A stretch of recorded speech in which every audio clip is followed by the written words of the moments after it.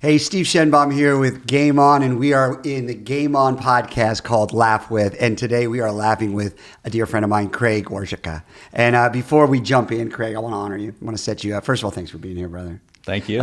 Craig is a big part of our community here in Bradenton, Florida. Craig is the general manager of the Bradenton Marauders. I have lots of positive bias to that title, to your role, and to that team, because we live right here in Bradenton. But I don't call Craig an emerging leader anymore. I used to. Craig is a leader.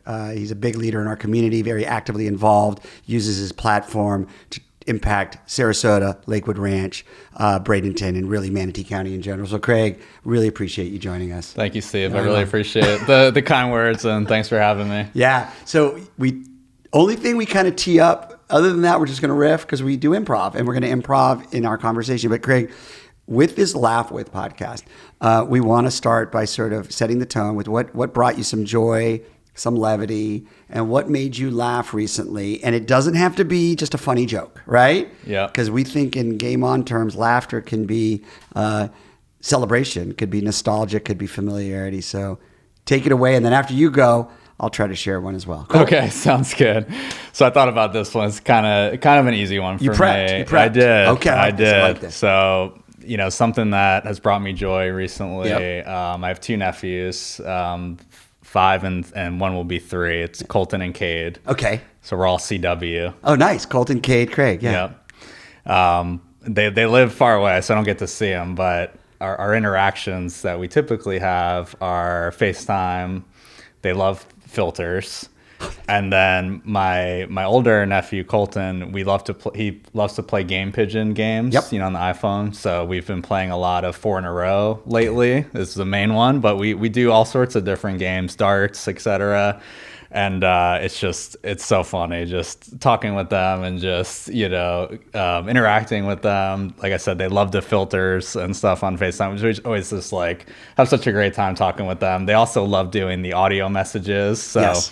My nephew, he beats me all the time, and he makes sure he knows that he's like, Uncle Craig, I beat you again. I'm like, I know, you beat me all the time. That's so awesome. We have a lot of fun with that. And remember that moment, because actually one of the things I will talk to you about is how we experience joy in play as you are the general manager of a baseball team. So we'll talk about that. Not to compare to Savannah Bananas, but to talk about that. How do you create an experience that's joyful and fun for a 3-year-old all the way to a 90-year-old? Fair? Exactly. Okay. Yep, perfect. I love that. And if you couldn't see Craig, if you're just listening, that there's a smile.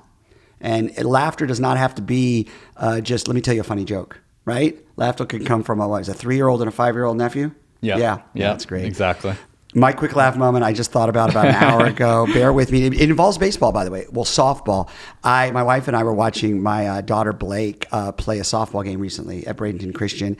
And I don't yell a lot as a father because I don't want to be that guy. Doesn't mean I don't have the urge to. I just don't do it. And I said I thought quietly, but apparently not. I said, Blake, step up in the box. That's what I said. I said, step up in the box, right? And that was it. Well, the third base coach, my wife and I thought he had said to me, leave her alone. And so we freaked out. And I was like, oh my gosh, the third base coach just yelled at me. Not yelled at me, but corrected me. And I'm like the game on guy. I'm about to be game off. Leave her alone. To the point where I wore it all game. And then afterwards went up immediately. He was like, Coach, I'm so sorry. He said, I have no idea what you're talking about. I said, you said leave her alone. And he was telling Blake, leave the pitch alone. He was trying to tell her to not swing. So anyway, for the whole game, I thought I was in timeout. There you go. Anyway, nice. Nevertheless, that's awesome. It was awesome once I found out I wasn't in trouble. Right. Yeah. But it actually reminds me. I'm going to jump right in. Yeah. We'll talk about your role and what you do as a GM of a minor league team. But let's just jump in and talk about the joy part of it. You're a GM, and Craig, I think you take business really seriously, but you also have an ability to get out there. I want to talk about tuxedo and Mickey Mouse hands. You know what I'm talking about, right? Absolutely. The listeners and viewers are like, what are you talking about? Unveil that mystery. Mickey Mouse hands and tuxedo and how it impacted my daughters. Go. Sure. So jumping right into it. So we haven't done it the past couple of years, but for a while, for opening weekend, when we opened on a Friday, we really treated that like a movie premiere. So we went all in with red carpet, the tuxedo. We were dressed up. I mean, we really tried to make it a big event. So it was a few years where I dressed up in tuxedo, a lot of fun, and I think we'll be bringing that back as well. But in terms of the Mickey hands too, I tend to do that for the bigger games. So it'll be multiple times throughout the year if we have a fireworks show or something like that. And just I like to stand at the gates as fans are coming in at the beginning, and then as fans are leaving. So just to try to just be intentional about the first impression, the last impression, welcoming fans in, and then as they're leaving, thanking them for coming. Yeah. So that's I don't remember if I probably saw the Mickey hands somewhere else or stole it from another team or something. I don't remember really how it originated, but just doing the Mickey hands with the kids and just, give them high fives, say, thanks for coming. And it's just, again, it just, some kids laugh and have fun and they love it. So it's just a fun thing to do.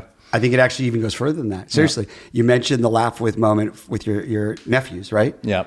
But you also need to know that my daughters, and this was a few years ago, they were blown away. I got such legitimacy because it was at the end of the game and you were high-five. You always say hi to me at the games. You high-fived my girls and my little one said, Dad, how do you know the guy with the Mickey Mouse hands? But think about that. Just slow this down. Like, how do you know the guy with the Mickey Mouse hands? I'm like, that's my buddy Craig, who's also the general manager of this team. But it does show us, it reminds us that like if you add a little bit of just playfulness, not clowny to the point where it's shaming someone, but a little bit of playfulness, it's a game, right? Yep, exactly. So exactly. Let's roll. Like you're running with an amazing staff. You're the GM of the Bradenton Marauders. How much do you balance this sort of business side of things with the fact that there's a game in play? It can't be all game or we're all out of a job, right? Exactly. Yeah, it's a clown show. If it's all just compete and win and dominate the day and win the now, it can become really exhausting. And you're dealing with a development, right? You're dealing with development. It's not the big league club. Yep. Talk about how you balance out the competitiveness and competition and development and the playfulness and joy. Yeah, it's a great question. I think I go a couple of directions with this. One is I think the seriousness versus the play of it, and I think it's a balance. I don't know that some days it's more one versus the other, but depending on the scenario, situational. But I think on one hand, it's it's super important, like dot our I's, cross our T's, like really just be super prepared, organized with what we do. On the other hand, we talk about sometimes and with the staff, and we have a really great staff, different people, all different sorts of backgrounds, personalities, et cetera. But one of the things we talk about at times is, no one's dying on the operating table here. Like this isn't like, for the, it's fun. It's it's baseball, but to take it a step further, it's minor league baseball. So we try to have fun, and it's all about creating those memorable experiences. So I think it's a delicate balance of not taking things too seriously, but also taking like our job seriously in terms of like how we prepare and how we execute and how we do all that, but at the same time making sure that we're having fun. So you actually mentioned, I'll go into this and I'll tee it up by saying structure and freedom. Yeah. And I didn't plan this, it just kind of hit me, but let's talk about that. And is there an order in your mind? You mentioned cross our T's and dot our I's, right? So when you approach things, and I know you have a little bit more of a serious approach to things, right? That's why I love the Mickey Mouse hands, because I think people would expect me to have Mickey Mouse hands before they expect you to. Is that fair? Sure. Right. Yeah. I'm not trying to stereotype. Right. But it actually is kind of a nice relief to see Craig with the Mickey Mouse hands, because it's not your natural rhythm. Right. When you deal with, as a GM for a minor league team, what do you need to have first? The structure or the fun, abstract freedom? It's a great question, because I really think it's both, and finding the balance of both. I think when I'm in the office and I'm sending emails or I'm doing things, I'm getting organized, like I'm very structured. I know like things like the disc come to mind, right? Like I'm more of a CS, like I'm like, I'm a whoa whoa whoa guy, not a go go go guy. Hold on, I love this because we do we do the disc. And Craig, I've always appreciated our relationship, but acknowledging we are totally different energies. Right. I am a DI. Yep. And you are an SC. Right. And it's actually, there's times with the DI and the SC, if they acknowledge their giftings and honor their areas where they need to improve, can work really well together. Absolutely. So continue, but I love that you call the SC like the whoa whoa. Right. And the the DI is like the go go. The go go and the whoa whoa. Yeah. So I'm more of a whoa whoa, like by nature.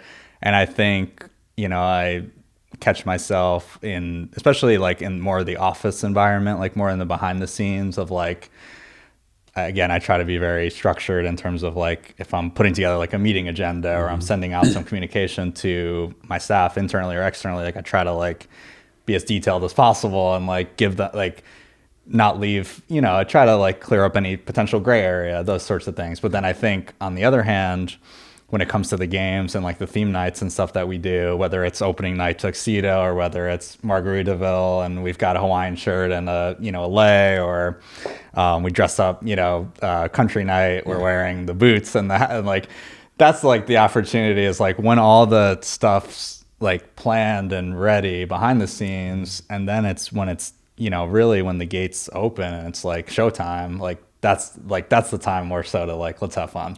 It reminds me of how similar like the arts in the sports world is. Yep. Because if I'm listening to your answer, it's very similar when we talk about improvisation. Improvisation when you're presenting is not just go out there and just whatever happens, happens. There's structure. Mm-hmm. And when you have that structure behind the scenes, then you can have a lot more creativity and freedom and abstract because you've done the work prior to know what the framework is. Exactly. Yeah. So day in the life of a general manager. And it's different. General manager of the big league club is a different dynamic than the general manager of the Bradenton Marauders. So talk a little bit, Craig, about like what that looks like. My questions would be thinking like, do you bring up and send down players? Do you, kind of some questions I don't know the answer. Right. Do you set up the roster? Right. Is Craig out there hitting fungos to like the infield, right? Are you calling the manager in the middle of the game going, take this pitcher out, And I know some of the answers. Right. What does that look like? What does that look like, GM, day in the life, Bradenton Marauders? Yeah, I mean, I think not everyone knows. They see GM of a sports team, right. Professional sports team. Granted, it's very different at the big league level versus minor league, but it's almost opposite of like what a major league GM does. I mean, it's really, I would say 98% is things that have nothing to do with what's going on the field between the white lines, especially once the game starts. Really, my job is mostly everything else, everything, pregame, post-game, the in-game, like contests, all that sort of stuff. But it's really the business side of the organization. So whether it's tickets or corporate partnerships, merchandise, concessions, all those sorts of things that go, marketing, community engagement, PR, like all those sorts of things is really what majority of my job entails. And usually I try to sum it up, and my job is to get people to come to the game, make sure that they have a great experience while they're there, from the time they enter to the time they exit. We already talked a little bit about that. And then just that way they want to come again, and a second time and a third time, and that they want to post on social media and say, we had a great time at the Marauders game. Totally. They want, we talk about creating the water cooler moments on Monday morning, at the office. Oh, what'd you do this weekend? Oh, we went to the Marauders game. They had a drone show. They had this. It was a great experience. We loved it. You guys need to go, like that sort of thing. So that's really what majority of my job entails. You're creating experience. Yep. Memorable experiences. Exactly. All right. Totally putting you on the spot. This is the challenge support part. The challenge support part. I trust you immensely. Share with me an experience, a dynamic that you and your staff embedded into the experience that was a total win. And share with me maybe one, and I'll do the same. So I'll share with me one. You're like, oh, this is good. This is a no-brainer, right? This is going to be great. And maybe it was like, wah, wah. Is that fair? Yeah, definitely. Okay, you could go with the wah, wah first, and then the wah. I can't believe I just said wah, wah. Yeah, you could share either way, but I think it's good to know like what looked good on paper, and then it played out. It was like didn't get received as well, and then something that maybe seemed simple or whatever, and all of a sudden the fans just absolutely ate it up, and were like, more of that. Yeah. Oh man, I'm trying to think of. I mean, this is my 11th season, so I feel like we've tried anything and everything. What are some of the ones that are doing well? What are but some of the ones that like really like the fans? If you took it away, they'd be really bummed. I think we've really struck a good kind of rhythm and cadence on what works, you know, and what doesn't. And some of that we've learned over the years. But I think, and I tell my staff all the time, got a lot of like little sayings, but one of them is like, is the juice worth the squeeze? And I think we found that for some things it is, and for some it isn't. Yeah. It's our biggest resource, is our time, really, of what we're putting the energy and the effort behind, whether it's what we're marketing, what we're promoting, what our sales team is going out there and selling to businesses or to group sales, things like that. Yeah. But I think, focusing on really the Saturdays mostly, and like the big nights bigger kind of approach is like, how do we get the games that are already strong, get them stronger and get them like a sellout, rather than, we have 66 home games. I mean, that's a lot. For the most part, we're home Tuesday through Sunday. That's 6 games in a row. People aren't going a lot of people aren't going to come out to all 6 or even 2 or 3. Like, they're probably going to pick one. So let's make the big nights as big as they can be. Saturday's a focus. Is there a focus at all on like who we're playing? Because in the minor league system is a little different than in the big league club, where you're like, oh, Ohtani's on the mound, Skeens is on the mound. We're going to have a bigger flow. How much of the names of the players and the teams you're playing play into your marketing and your experience? Very little. Yeah. Very little. I mean, a little bit here and there, maybe with an opponent. You've got different sorts of fans, whether we're playing the Lakeland Flying Tigers, and we'll get some Tigers fans that are living here, those things like that. But it's not really like, we certainly don't lead with that. Like, it's a small mention of like who we're playing. Really, the lead message is like, hey, it's like for opening weekend is drone show Saturday. Like, it's a drone show. We're playing the Palm Beach Cardinals. Is it happening this Saturday? So it's the 10th is opening weekend. Now we're time agnostic on this, Katie. So Saturday, April 10th. Great. Now Craig has to go ahead of everyone else in the podcast. We're talking about April 10th. Yes. Holy cow. Drone show. Yeah. So we did, last year was the first year we did 2 drone shows. First Saturday to open the season, and last Saturday a fan appreciation. So you kind of bookend the season with that. I'm just telling you, my daughters love the fireworks, and I know that's not a daily thing you could do, but I'm just throwing that in there, just the fireworks.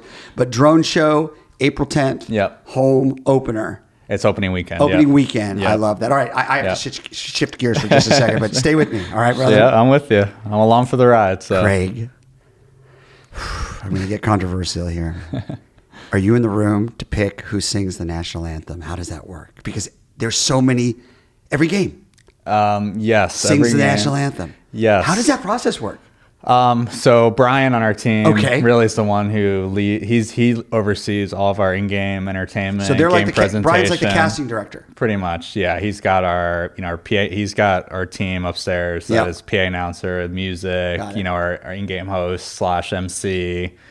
The contest, he scripts all that out. And so he's primarily the one that books the anthems. I would say you are one of my friends that have probably heard more national anthems than most people that I know. Is that fair? I've seen and heard a lot of national anthems. Any good ones, Reese? Seriously, anyone? Okay, I have a story. I knew it. See? We didn't. I'm going to camera. We did not plan this, but I was sensing. Yeah. All right. I'm not singing, by the way. Talk to me. Tell us. Bring us there. So we've had, I've seen, as you said about fireworks, I've seen many fireworks shows in my life and career, and we do have 2 fireworks shows this year too. So 2 fireworks shows, folks. Make sure you tell Bailey Blake. Yeah, we're going to that game. Yeah. So we're not, we still have 2 drones, 2 fireworks, but in terms of the anthem, so we just finished up spring training. Yep.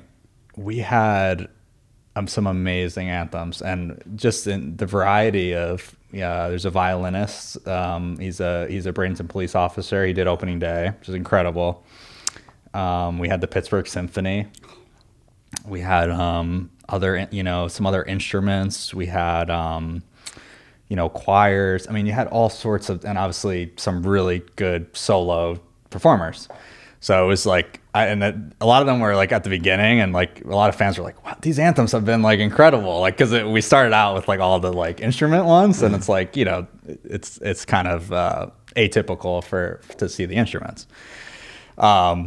So this past Sunday, we had, so my cousin, her name is Jessica Lopez. She lives in Orlando. She's come over and done the anthem. This is like maybe her third time doing it, or fourth, so she's done it several times. But she belted it out. I mean, she nailed it. So, and you're not being biased. No. I mean, people, even as I was walking off the field after that, I heard one of I want to say it was a coach. I mean, someone from the dugout I heard tell her this has been the best one. Like, I don't know if they said of the season or like that he's heard, but I mean, we were getting a lot of good compliments. But I mean, there's some Chantel Norman is another local. I get goosebumps like when she does it too. I mean, I it's heard incredible. her sing the national anthem at an event at the Palmetto Marriott, and it brought the house down. So your cousin's name was Jessica? Jessica, that's so cool. I love that. Frank, you probably know Franklin Crockett. He belts it out too. I mean, so we've got some like amazing. I love that you kind of know, like, oh, we got to go. That's our national anthem go-to person, right, in the community. Yep. So interesting. So, Greg, you're GMing a minor league team. You talk about the structure and then the freedom that comes into play, the play during the game. And without going into like a whole other podcast, what are you taking from the phenomenon that is Savannah Bananas? And again, I preface this by saying we could go for hours on this, and it's two different products. Mm-hmm. But is there anything as a GM that you're seeing in that phenomenon of Savannah Bananas that is intriguing, that you can utilize and your team can utilize to enhance the Bradenton Marauders experience? Absolutely. So we've been following Jesse and the Bananas since they started, essentially. Mm-hmm. So I remember one of the things we do with our staff that I've really enjoyed doing, and over the years, is we do a book club, a book study. And what we've done is, I'll kind of weave this back to the Bananas, but the most recent one we just did was Unreasonable Hospitality. Yes. Amazing book. Some of the crew at IMG Academy were reading that as well. It's fantastic. Yeah. So we just finished that one. We do usually about one a year, sometimes two. A couple others we've recently done is Excellence Wins, which is Horst Schulze, who was Ritz-Carlton founder. Yep. Another excellent one. Be Our Guest, a Disney book. So with those three in particular, and I promise I'll get back to the Bananas, but that kind of sparked a thought for me was, we studied the best restaurant in the world, one of the best hotels in the world, and then Disney, so we try to pull from all of those things. But to go to the Bananas, we've read both of Jesse's books. And I believe it was the first one. I don't remember what they're called, but I know we had two, and I know we read them both. And I remember this dates it, but we did a Skype call with Jesse. This was probably 2019, maybe 2018. This was kind of before Zoom. I remember it being a Skype, and he was gracious, I reached out to him, hey, we're reading your book. Like, can you do like a quick, little Q&A? And he was like, absolutely. So, and this was a while. This was before, it is what it is now. But so we've been kind of watching and trying to learn from what they're doing. And I think the biggest thing that, like you said, it's different, and we can't, copy certain things or do. There's a lot of things that kind of wouldn't work in the environment of what we do. But I think the biggest thing is just being like super. He's like obsessed and fanatical about like the details, and like just that it is all scripted out, and like it's from the moment they park their car. It's the structure. Yes. The structure. Yes. In order to have that foul ball fly into the stands and it's caught and everyone goes berserk, right? Exactly. Yes. Yep. So it's, everything is very thought out, and there's times where I'm sure there's things that kind of happen or like on a whim or things like that. But, I know that the script is extremely like they have the pregame thing and to be specific, like, we're not going to do that every night, but like there's some times where like opening weekend, like we're going to bring in a drum line. So like as fans are like coming in, like it's just setting that atmosphere for them, that it's just like as they're walking, and as they're walking into the game, and then having that 3 hours that they're there be as enjoyable and being really specific about like that journey. And then when they're leaving, they might get a high five in a Mickey hand or get a coupon saying thanks for coming, something like that. and then just sending them home happy. But I mean, they do obviously an amazing job, and they've really, taken it by storm. So I love that you were open enough to learn from it. Yeah. yeah, absolutely. Yeah. I love that you were reading their books. You talked about the books from the CEO of the Ritz. Yeah. You talked about Jesse's book. There's another book the Heath brothers wrote. It's called The Power of Moments. Yeah. Where they talk about, Disney as an example. Like your 5 hours at Disney could include 3 wonderful moments. Mm-hmm. It could also include like long lines. Sure. Right? And maybe expensive food. But if you have 2 or 3 of those moments, right? Your daughter on your shoulders, a high five from literal Mickey Mouse up there. Mm-hmm. That's all we need to come back. Exactly. Yeah, because baseball's a long game. It is. Yeah, it is. It's funny. Yeah. It's not a question, it's just more of a comment, Craig. But actually, one of the things I remember about you high-fiving my girls was not just the funny hands, and that I know that's not your natural personality, that you're stepping out, but that you were there for all 9 innings. Yeah. The game ended, and the GM of the Marauders was still high-fiving people, because every time you've talked about the experience, you've not just mentioned the opening, you've mentioned the closing. Yeah. And it seems like, is that intentional? Like, because the opening, the drumline opening, that makes sense. It's Sure. what, 6:05 start? 6:30, yeah. 6:30 So start. we'll have them out there. Yeah. Gates open at 5. We'll probably have them out there around 5:30, like setting the stage. Talk to me about the power of being there at the exit. Yeah, It's a whole different ballgame, man. Yeah, I mean, excuse the pun. No, I think it's important. Again, it's on the way in, it's welcoming them, but on the way out, it's thanking them for coming and see you soon, drive safe, whatever those kind of messages are. But I think it's really important, just the fond farewell kind of thing, just being there at the end. And I got this from I've shared this before too, but baseball winter meetings years ago. Pat Williams, who Orlando Magic general manager for many years, right? Yeah. So he was speaking, and I ended up reading this book too, which is a great one. It's a long one, but Vec is in Rec. Yep. Bill Vec, who was the legendary promoter. Yeah, and Jesse really takes a lot of inspiration from him and from Walt Disney, or kind of like his too. So I've tried to kind of do that as well.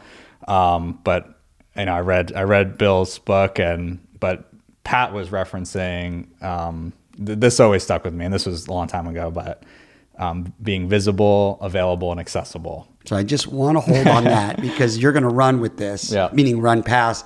That is so good. Yeah. And that is what I see you doing. And this is what I think our listeners and viewers can take from this. Not everyone's going to be the GM of the Bradenton Marauders. Not everyone's going to run Game On, because it's kind of unique niches. Mm-hmm. But say those 3 again. Visible, available, and accessible. So, and I think, that speaks to, like, at the games, being out in the concourse or wherever the case may be. But I kind of take that out of the ballpark too. And the accessibility piece, obviously that's more of like, hey, if someone reaches out to me, call, email, text, like, I'm going to do my best to get back to them. And I think, this community is great. And but I take it to that of like being available and visible in the community with the different organizations, or just being active and, being like out in front, representing. So I think it's important. Beaming because I have something. Yeah. And we'll kind of start to land the plane, if you will. But and this is an encouragement for everyone listening, you don't just say the words, you actually live them out loud. And I'm not just saying this because you're my podcast guest and I just think so highly of you. You did that for me. I had a young man who's a dear friend of our family who was navigating through his graduation from college. Mm. Do you know what I'm talking about? Yep. Yeah. So I'm just telling this to everyone who's listening. Yeah. It's not just talk here, and I'm only getting emotional because it's dear. It's not sad. Yeah. But this young man navigating through what most college grads navigate through. What's next? Mm-hmm. And I texted you and said, "This is a total long shot, Craig, but I have a buddy who's interested in sports, interested in getting in that space, dealing with like post graduation blues." And dude, you had that call with him, I think, within 48 hours. And I just, that's not a question. I just thank you for that. But I also encourage everyone, you can't do it for all the time, by the way, right? Yeah. Yeah.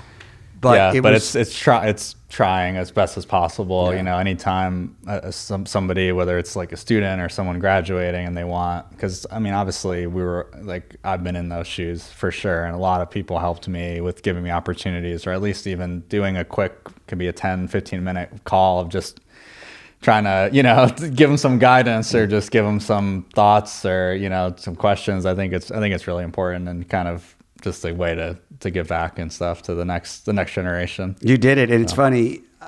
He'll never forget it. And he brings it up. Just can't believe it. The general manager of the Bradenton Marauders talked to me, and my daughters say, the Bradenton Marauder GM high-fived me with Mickey Mouse. Hey, I'm going to timestamp this, and I'm going to end up getting lectured by my colleague, Katie Davis, April 10th. Yeah. We'll try to get this podcast out. Yeah. Katie, I just got a thumbs up. Yeah, she has no other option. April 10th, our home series opener. Yeah? Yeah, it's opening weekend. Yeah, opening weekend. We start on the 7th. We have opening week, which is the 7th through the 12th. And then that's Saturday. But really the Saturday. And the Friday, we're doing a replica jersey giveaway too. But the Saturday drone show is really, you know, what we're really promoting heavily to the Friday, community. replica jersey night. I sound like I'm like an announcer. Friday, replica jersey night. Nice. There you go. And then Saturday, drone show. Yeah. I love that. Yeah. And we'll be there if I'm in town. I think I'm in town. Okay, good. Yeah, and then just, Craig, I'll just kind of, you shared it already when you talked about that visibility, accessibility, and availability. But yeah, I mean, as you're sitting here right now, anything else that you just really that clear Jesse Cole, that clear Craig, that clear Bill Veck nugget, you know, that clear Pat Williams nugget that you would share with someone moving up into your position, you know, and this is that moment where it can be simple, tangible, and practical. Yeah. Yeah, I think the main one that really sticks with me is that visible, available, accessible, just because I think it has so many different applications, whether it's, like I said, in the ballpark or in the community, or just having kind of that general mindset. But yeah, I think just trying to, you know, give more and serve more, like the give without expecting a get, you know, and just doing the right thing for not, you know, without keeping score. I think, you know, and I mentioned earlier too, like, is the juice worth the squeeze? I think that's important too, because, you know, there's so many things you can do. And in some ways, you know, minor league baseball, like, you know, we have 66 games. I mean, it in some cases it can be like a blank canvas. Like you can do anything, but I think you need to like weigh what are the costs of this. It might not be monetarily, but like, yeah, we can do all this, but like, what's the, you know, what's time,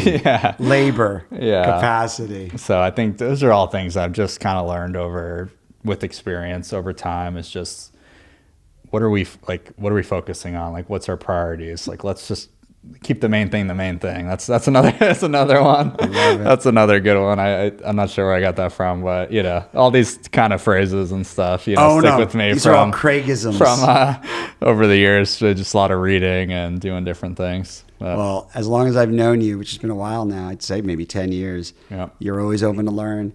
You're reading books all the time. You're incorporating those books with your staff. I know you do the book club, which I love. And my favorite moment from this conversation was you owning the whoa, whoa, and I'm go, go. And you can actually, if you're more whoa, whoa, which is completely makes sense. Yeah. And you've got some folks around you that are go, go, just make sure that we can, you know, work in tandem together, man. I appreciate what you're doing for this community. I have total bias to the Pirates, as you know, for so many various reasons. Sure. And you're there to high five my daughter. So that is Laugh with Craig Warzecha. And if you are in our community and area, go check out not just the drone night, and not just the replica jersey night, but go check out our Bradenton Marauders because they're so fun to watch. And many of these young men then rotate up and you'll see them in the bigs one day. Not all of them, but some of them. You'll go, I saw that person 3-4 years ago right here at Lecom Park in Bradenton. Craig, thanks so much. Thank you, Steve. I really appreciate it. You're awesome. That's Laugh With. Hey, I'm not the technical expert, but if you want to check out the podcast, there's links. There's links that you can click on. Katie's laughing. And you could subscribe to our newsletter and be a part of our community so we can offer these resources. So that is Laugh With. Game on. Let's go.